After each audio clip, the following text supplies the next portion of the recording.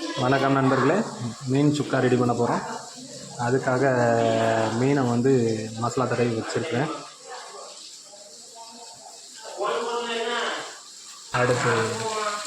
அடுப்பில் ஏற்றியாச்சு.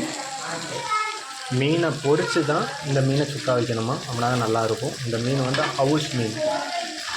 இதுக்கான மசாலா ஜாமான் தக்காளி, வெங்காயம், கருவேப்பிலை, மல்லி இலை, வத்தல், மிளகா எல்லாம் ரெடி பண்ணி வச்சுருக்கு. பொரிச்சு எடுத்தாச்சு. நம்ம மசாலா போட்டு சுக்கா வைக்க வேண்டியதான். முதல்ல கருவேப்பிலை போட்டாச்சு. அடுத்து மிளகா, அடுத்து வத்தல், மிளகாவும் போட்டிருக்கு, வத்தலும் போட்டிருக்கு.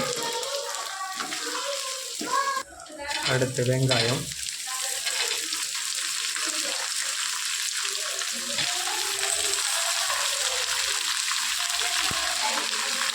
பல்லாரி வெங்காயம் ஒரு 5 பெரிய வெங்காயமாக வச்சு போட்டுக்க வேண்டியதான்.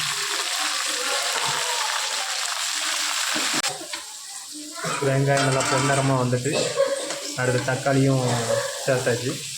வெங்காயம் பொன்னிறமாக வந்தாலே போதும். இஞ்சி பூண்டு பேஸ்ட்டு கொஞ்சம் போல் போட்டுக்கலாம். நல்லா பேஸ்ட்டை போட்டு சுற்றி கிண்டி விட்டுக்கலாம். மட்டன் மசாலா போட்டுக்கலாம்.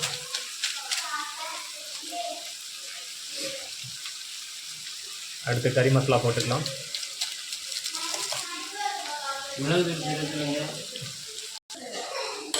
கொஞ்சமாக மிளகுத்தூள் போட்டுக்கலாம்.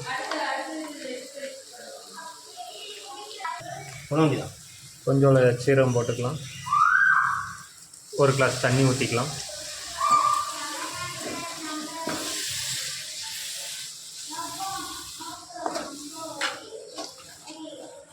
தேவையான அளவு உப்பு போட்டுக்கலாம்.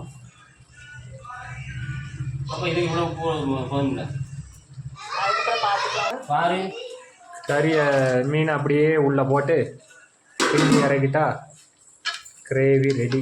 மீன் கிரேவி, மீன் சுக்கா.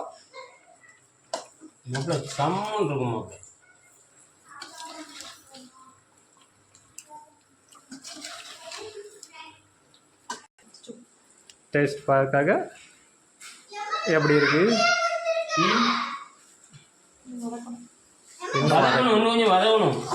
உப்பு இருக்கான்னு தான் பார்க்க சொன்னோம்.